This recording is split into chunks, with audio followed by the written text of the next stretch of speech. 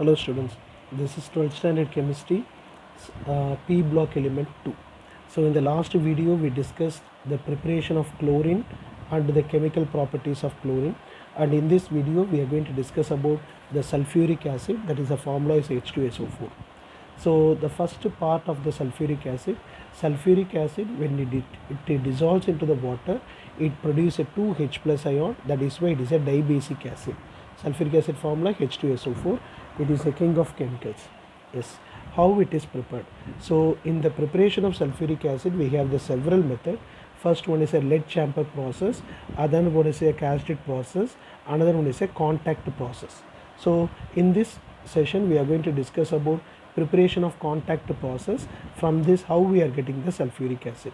So first one, any sulfur is oxygen. When a sulfur react with oxygen, that produces sulfur dioxide.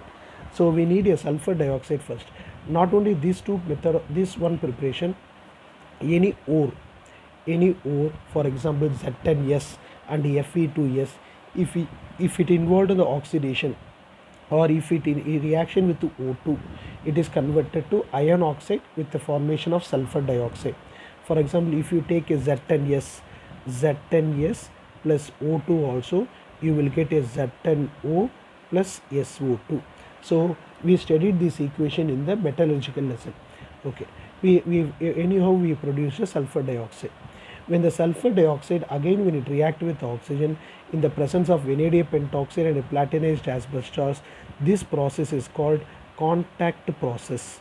Contact process is useful to prepare the sulfur trioxide. Okay, when the sulfur trioxide, when it reacts with the concentrated sulfuric acid, we are getting a oleum, that is a H2S2O7. When it is diluted, we are getting the sulfuric acid. So the 2 bar pressure at 720 Kelvin is maintaining. We are getting 96% pure sulfuric acid from the contact process. Next one, so what are all the physical properties of sulfuric acid? Few things I am written. It is a colorless viscous liquid. It involved in the strong bonding with having high boiling point and melting point. So the bonding with the other chemical is so strong, so it required a higher boiling point. It is a powerful dehydrating agent. Dehydrating agent means removal of water. So it is useful to remove the water content. For example, dehydrating agent, this question in the book back also. So what is dehydrating agent? Dehydrating agent means it is useful to remove the water content. So it is a sucrose or sugar unit when it reacts with the sulfuric acid. So remove all the O as a H2O. See, 11 oxygen is there. So 11 H2O is formed along with the sulfuric acid. Balance we have only 12 carbon. So here formic acid, remove the water content H2O, we have the carbon monoxide. So this is oxalic acid, remove H2O and it produce a carbon monoxide and water. So how it react with the sugar அப்படின்றது யூடியூப்ஸில் black snake அப்படின்னு சொல்லிட்டு கொடுத்துருப்பாங்க. Sugar with the concentrated sulfuric acid, it remove all the water content, it produce carbon alone. What happened when it decomposed? So when it decomposed at a higher temperature, it produce a water and a sulfur trioxide. So இதில் H2O தனியாக separate பண்ணிங்கன்னா you will get the sulfur trioxide formula. Next one, acidic nature. So when sulfuric acid react with the NaOH, H2O is removed, it forms a sodium hydrogen sulfate. The same thing when it react with the 2 moles of NaOH, it is converted to sodium sulfate. இங்கே 1 time water molecule remove பண்ணா first salt வரும். It 2 times water molecule remove பண்ணா you will get the sodium sulfate. அதனால தான் இதை டைபேசிக்னு சொல்லுவாங்க, because it forms a 2 types of salt. So in your book they are given sulfuric acid react with ammonia, it produces ammonium sulfate. So but the real reaction, sulfuric acid react with ammonium hydroxide, ammonium sulfate is formed with the formation of H2O. That is the real mechanism, but bookல இதுதான் கொடுத்திருப்பாங்க. Next, oxidizing property. What is oxidizing property? Carbon is converted to carbon dioxide, sulfur is converted to sulfur dioxide, phosphorus is converted to phosphoric acid. From the hydrogen sulfide we remove the hydrogen, it is become sulfur. From Hi we remove the hydrogen, it is become Y2. From HBr, when we remove the hydrogen, when we become Br2. The only thing is common, water and sulfur dioxide is formed.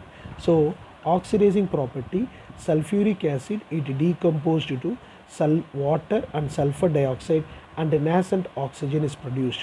When these chemicals, these symbols or this formula, when it reacts with the sulfuric acid, water and the sulfur dioxide is common, other thing is oxidized. Okay, here what? H2S, remove the hydrogen, it is become sulfur. Hi, remove the hydrogen, it is become I2. Iodide is converted to I2. Okay, this is the very important oxidizing property when it reacts with the metal. So remember that when dilute sulfuric acid means hydrogen gas is formed. Concentrated sulfuric acid means sulfur dioxide and water is formed. Okay, you just keep this one in your mind. Concentrated sulfuric acid, when it reacts with any metal, it produces sulfur dioxide gas. Zinc react with the dilute sulfuric acid, zinc sulfate with the liberation of hydrogen, because this one is a dilute. Aluminum react with the sulfuric acid, aluminum sulfate with the liberation of hydrogen, okay, because of the dilute sulfuric acid. When copper react with the concentrated sulfuric acid, again copper sulfate and water with the liberation of sulfur dioxide is a common, because this one is a concentrated sulfuric acid. Lead react with the concentrated sulfuric acid, lead sulfate, sulfur dioxide and water is formed. And a few metals, gold, silver, platinum, does not react with sulfuric acid. Next, how it react with the salt. Sodium chloride, when it react with the sulfuric acid, remove the HCl, so KHSO4 is formed with the loss of HCl. Here also see potassium nitrate and H2SO4.